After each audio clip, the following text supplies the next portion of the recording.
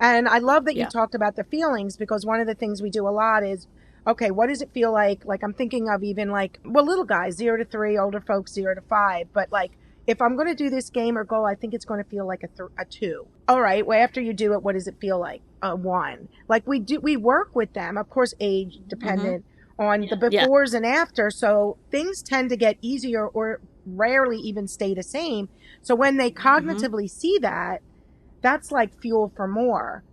And then you talked about, because you talked about a lot of stuff, is that fake it till you make it that parents have to do, because you see these Mm-hmm. parents come in flat affect, very anxious. I need my child to, they need to do this. And you see the child with fear in their eyes because they can't do it. So we have Yeah. to help parents like kind of come back and kind of almost fake it till you make it and work on their facial Yeah. expressions in itself. Yep. But don't you find, because they're projecting their anxiety, that when you equip these parents with the right tools and meeting them where they're at, they're then projecting the confidence to their child Mm-hmm. because they're believing, wow, this is making sense. And I do know what to do. It's like a recipe. They know what to Yeah. do. They know the steps to take. Yeah.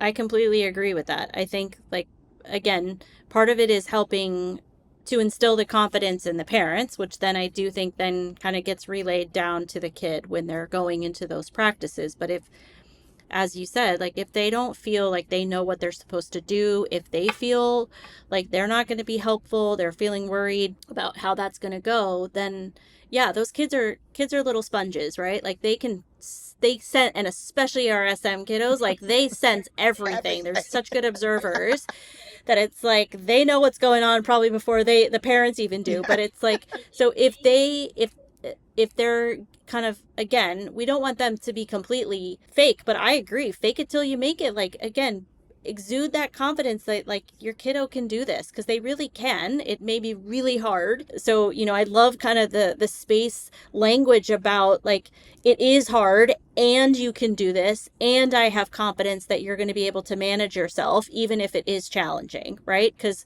again, it's building up that confidence and that sense of self and self-esteem for these kids that can be really tricky to do over time. I still remember a family from probably 10, 11 years ago, and it is like such a, those families where it just really sticks in your mind, and it is an amazing example. So here in Florida, we used to have this, it never feels like winter around here. And so it was like Santa's Enchanted Forest. And it used to be this thing that would be going on for months down here, a lot of games and activities.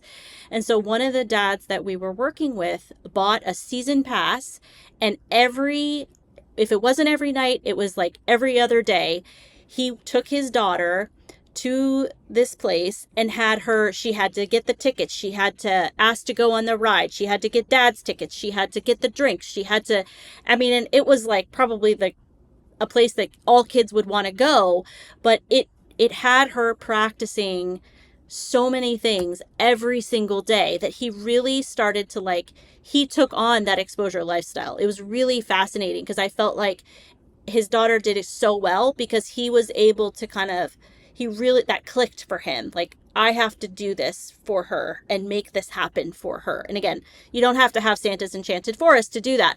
But I think understanding that the more that we can do this and the more natural it feels, like it's not so contrived and like, oh, yes, we must go do our exposure practice today, but even kind of just making it like, this is what we do.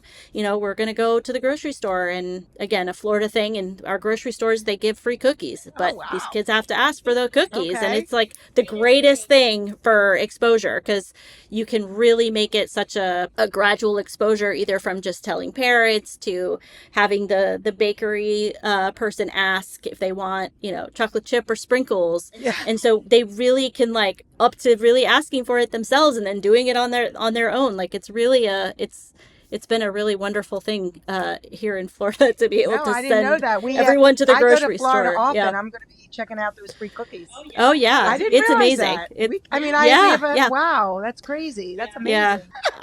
I had not seen that in Philadelphia No, before, but it was we do exciting not. as an exposure therapist. I was like, this is great. Like, Yeah. thank you, bakery. It was very Well, helpful. I liked what, I mean, I yeah. no, I love, go I ahead. think too the thing that people I think one of the things that feels hard for parents too is probably fearing that if they approach somebody to do a practice, that they're going to get shut down, or that person's going to be mad, or they're going to be offending somebody. Yep. And I mean, I have to tell you, from doing this in Philly, New York, Boston, Miami, like, I very rarely have I ever been like told no in the first place, or two, just like, nobody, you have little kids with you, or even if it's a teen, they're like, I'm happy to help. Yeah. What can I do?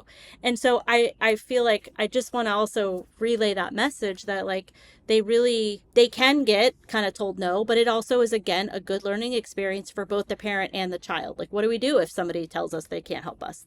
We go find somebody else. No, it's true. And I love some of the things, just for listener purposes, with the Santa's Enchanted, what you were talking about, and the repetitiveness. I tell families all the time, Yes. pick the same 3 or 4 restaurants, same 3 or 4 stores, practice, because then it becomes second nature, because with anxiety, you can't think and process well.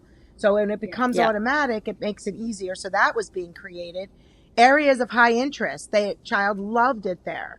So again, going for the cookie instead of buying stockings for mom, which is not exciting, or dental floss for dad. Like, it's not exciting. Yeah. But so making it as natural as you possibly can, but high interest repetitiveness, over and over. And many of our kids, despite being a very high social anxiety tendency, we have so many kids that love to be big shots. They love to help. So Mrs. Helper, Mr. Helper, big shot roles, leadership, taking control of the recipe during a get together, or like, I have a family that's going back to a pumpkin patch. And so they've been there. They went the other day, just the family, and now they're going with extended family and some friends this weekend. So I said a perfect opportunity would be, Rebecca can literally draw the map, get her involved. She owns it. She knows it. She's the big shot. She can walk around and go, let's go here, because she can make that progress. Get ready for those common questions that are going to be asked. So on the lookout, what's Aunt Sally going to ask me? I mean, she's not going to ask about like necessarily the weather, but she might say, who's your teacher? What grade are you in now? So playing these I Spy question games and things on the way as you're doing these exposures are really practice. That's exposures, everyone, right? Yeah. We can go on and on. Yeah. I think a couple things related to what you mentioned. One is kind of like I really like for the kids to even have like go-to questions that like they know they're really good at answering, especially kind of towards the beginning, that like if they're going to see somebody that they know might be a little bit more challenging, to kind of have like some of the questions that they know they feel more confident in answering. So even if like they start asking these other questions, parents can kind of jump in and not answer for them, but say, hey, do you mind asking her about this? She's been practicing. She's been really good at answering this. And often it really kind of helps, again, that child feel successful. So that was one thing. And the other is just like how much, just even your example shows like the amount of control that kid is getting to have in that environment, right? Like, she gets to choose where to go. She gets to choose what thing might be next. So the more control that we can give them in whether it's an exposure or where they get to do the exposure or something, like, at least then they have a little bit more sense of like, I'm taking ownership over this, rather than somebody being like, you must go over there and ask that question and do that. Exactly. It's really like you're prepping them for all different kinds of things that may approach them, but they're getting to choose that, right? They're getting to choose sort of, it's like choose your own adventure, where they can kind of go down the path that they feel a little bit more ready for. It's not that it's they don't do it at all.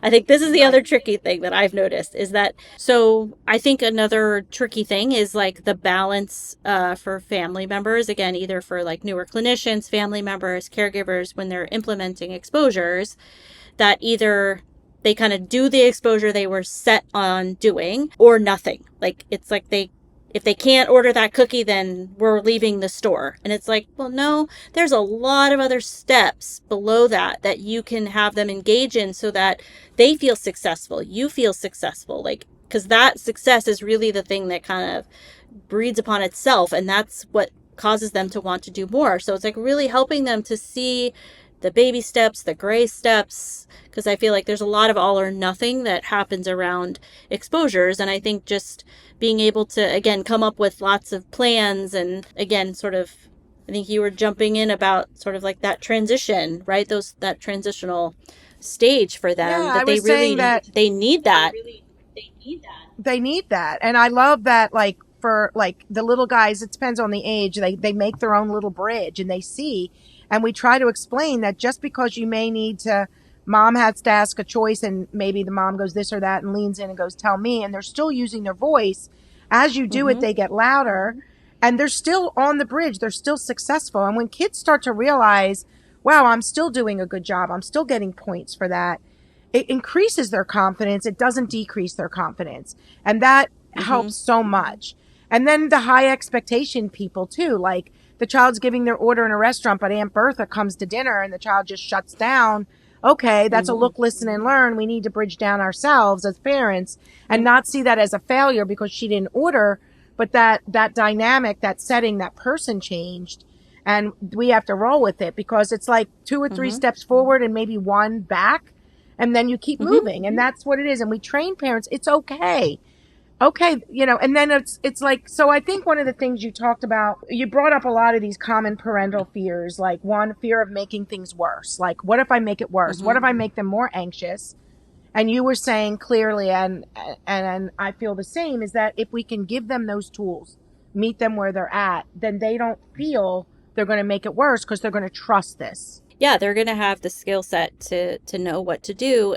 And even if like they are, I think the other piece is like, even if they are still feeling a little bit unsure or unsteady with the next step, feeling like they can, if we can again have them feel that they can do it, like I can do this, even if I don't know it 100%, even if it's not going to be perfect, I have to try, right? Like E for effort. So it's like giving at least something to see if they can get that practice in some way is going to be better than the fear of it making it worse, and then not doing anything at all is going to be more detrimental for their kid. And I do think that's where some of that kind of helpful thinking or even kind of those cheerleader statements for themselves as a parent that we all need as a parent, to be able to kind of boost themselves up a little bit, to know like, okay, I can do this even though it's hard. I can help my kid start to really show some improvement. So, and I wanted to go back to something else that you had mentioned about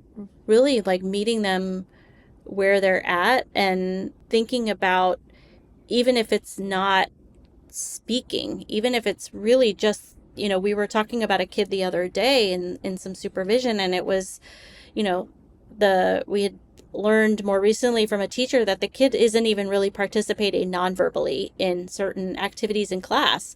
And I said, okay, well, hold on. We got to go back. We got to get him. Let's at least start having him do some nonverbal participation before we even think about we're moving him to being able to start answering all these questions in class. Like we're not, we need to go like, again, from low to high to get him to start being more comfortable in even just participating at all in that classroom. So because where initially the parents had thought he was speaking okay in class, and the teachers really kind of updated us and said, this isn't really happening yet. So we kind of had to change course. And I think that's a lot of what you were saying, and kind of just being ready to change course if we need to, and meet them where they're going to be most successful, rather than kind of pushing them into that hardest thing or that deep end with no floaties.